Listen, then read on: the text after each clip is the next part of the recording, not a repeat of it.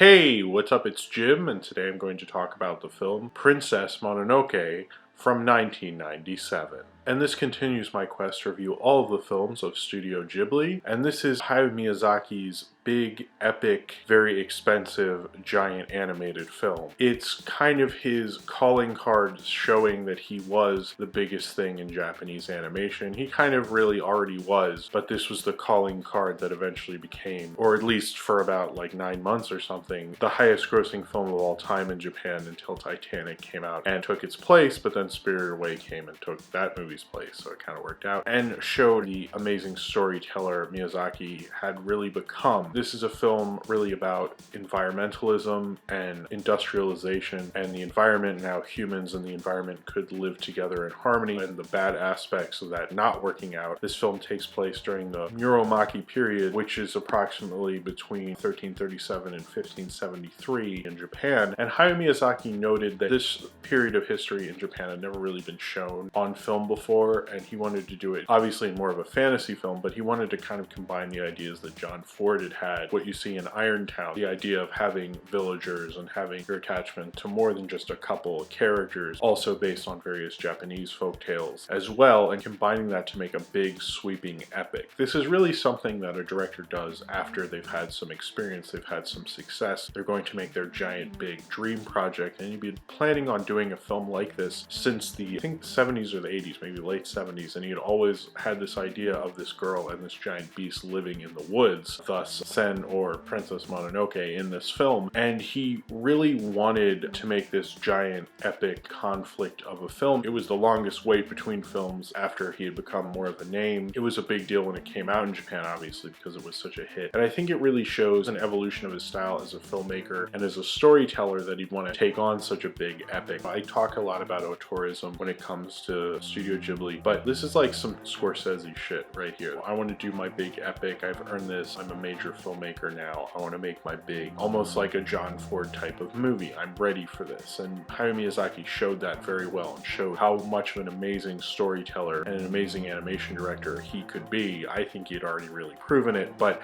I think he really wanted to make this big epic movie to show it off just the way David Lean did, just the way Steven Spielberg did, just the way all these live action filmmakers did. And it really was a culmination of a career he set out to do with Isao Takahata. From their first film working on together to this film is a really nice narrative that shows a filmmaker who really changed animation and did things that no one thought animation directors could do and just kept going. Ashitaka, who one day while in his village is attacked by a demon and he tries to stop it. Ashitaka kills the demon and saves his town from killing more people, but when he kills the demon he is infected with a virus that will eventually kill him, and he decides to go on a quest to find out who started this demon to help them and make his life have a little more meaning before he dies. So he goes on this quest. He eventually finds out that this curse has left him with kind of superhuman strength. He finds some men who have been injured in a conflict between wolves and the Iron Town that he will eventually go to. He saves them and fixes them up and brings them back to Iron Town. Where he also sees San, who is Princess Mononoke and the Princess of the Wolves. He gets a glance at her and sees quite an impressive sight of her spitting out the blood, the famous image, and then goes to Iron Town and meets Lady Eboshi. Is kind of one of the more interesting characters in the film. She has made Iron Town. She clearly made the demon because of her fights with nature and the boars and the wolves and knocking down a lot of the forest to make her Iron Town. But she's also very accepting of lepers and former prostitutes whose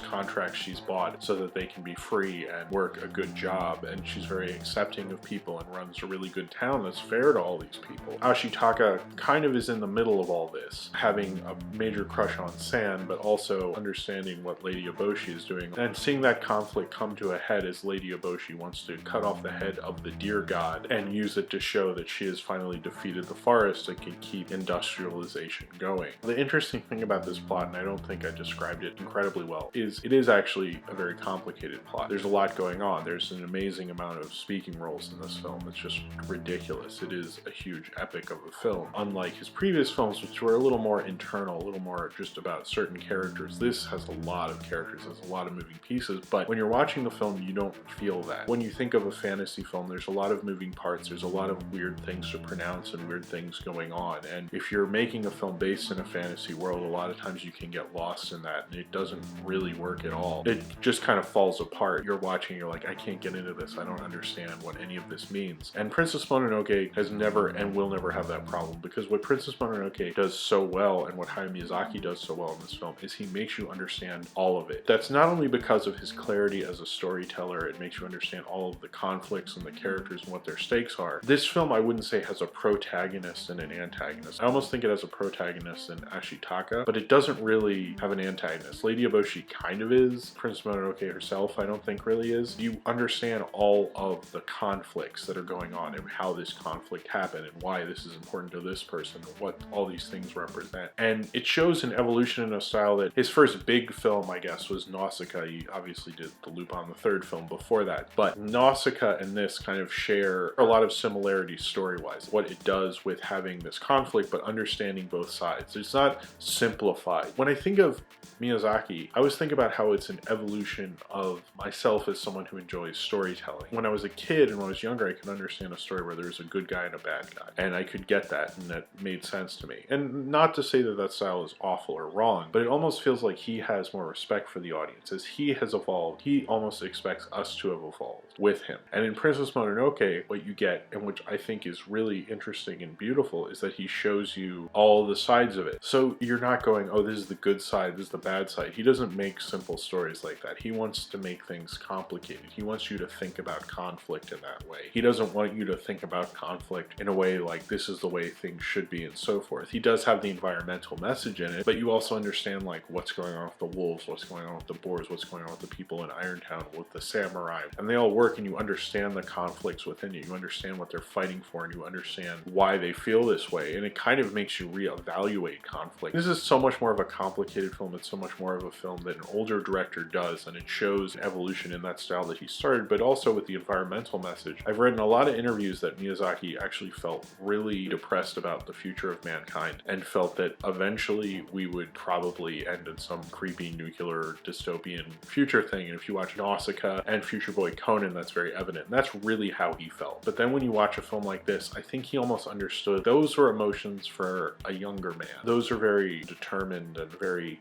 final emotions, and it feels like an older man understanding this conflict. The intelligence he brings to this story is what brings it out and makes it so alive. It was always there, but the way he does this one, when I look at the character of Ashitaka compared to Nausicaa, who I think they're very similar in the way that they're thrown into these conflicts, but Nausicaa really is part of a side, even though there aren't really sides in that film. Whereas in Princess Mononoke, Ashitaka is a traveler. He can see both sides. He gets to see both sides in a lot of ways. You have a character who doesn't entirely have a side when you have all the other characters who have picked a side. So you almost have a conduit for the audience in Ashitaka. Ashitaka is part of the storytelling process because you need that character so you can see the good in Irontown. You can use him as like a storytelling device so you can see what she's done for these lepers, what she's done for these former prostitutes. And you can see the evil of Lady Eboshi, you can see the good of Lady Eboshi. Ashitaka, he kind of gets forgotten about when people talk about this movie, but as I was watching, I was like, he's actually incredibly important. Like, this narrative wouldn't work without him. He is 100% how this film gets to be the complex, rich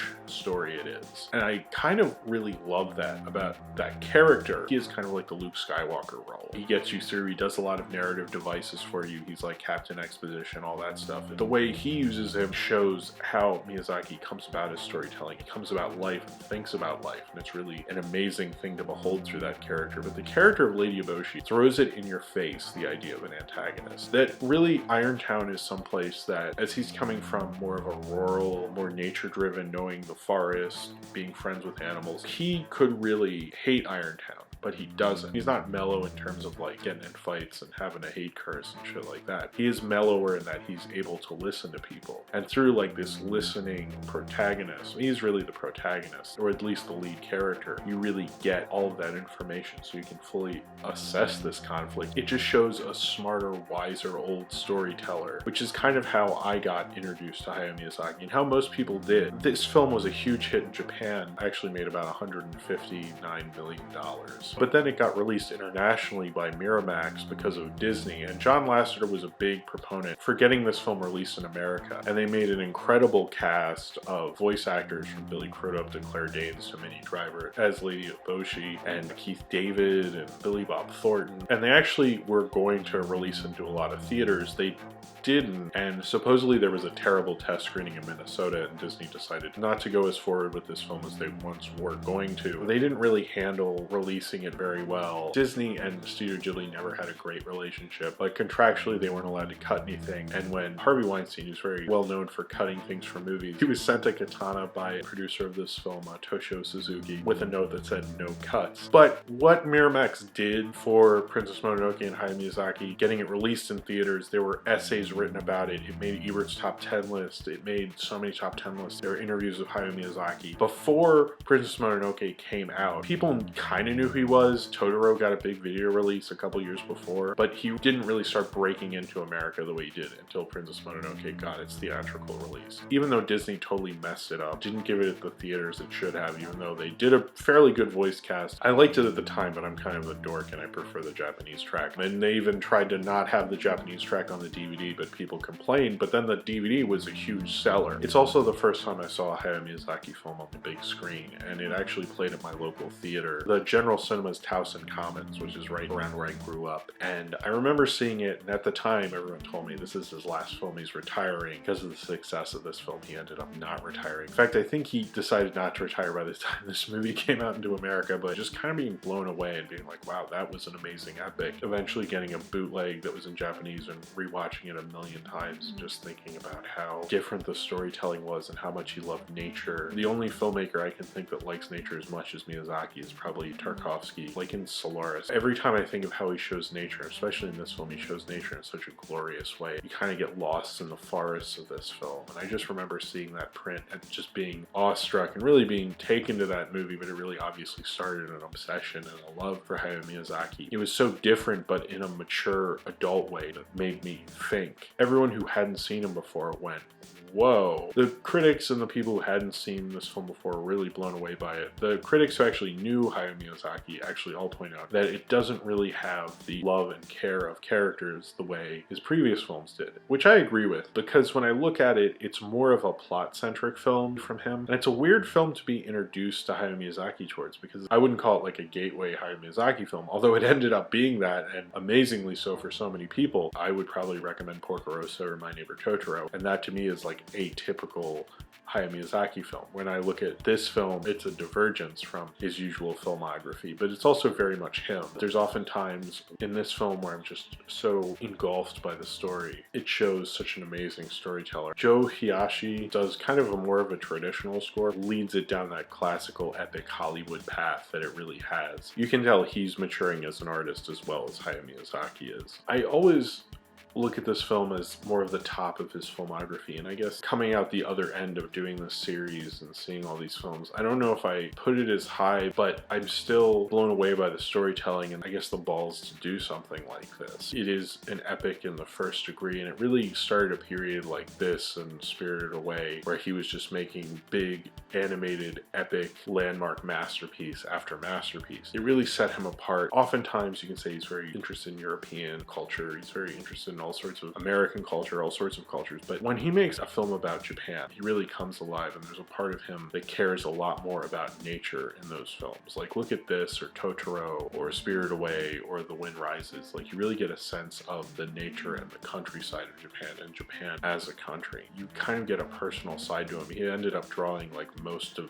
this film himself, or redrawing parts, and it feels like an amazing passion project, but one made with the precision and like a fine craftsmanship. I always hear about how this was barely finished before the premiere, but then when I watched it, it's like, yeah, but it's so fine-tuned and purposely well crafted. You know, he's a fine craftsman and an amazing storyteller. Yeah, I would show people other films first that I think are a lot more accessible, but I kind of get why people were like, who the fuck is this guy? And you honestly want to see everything, because you're like, I don't know this guy existed. How did he get to this point? And like, seeing him at this point, you feel a little less passionate about it, but it's still an amazingly well done, amazing film. And I think it's one of the best Ghibli films. It's one of the best Miyazaki films. But the reason it is the best is because if you look at Horace, Prince of the Sun, what they wanted to do, what Takahata was the director on that film, but I think it says a lot about Miyazaki's career also, is they really wanted to show animation was for adults. And like what I was saying before about protagonist, antagonist kind of stories and 3-act structure, is that that's something you can understand basically in middle school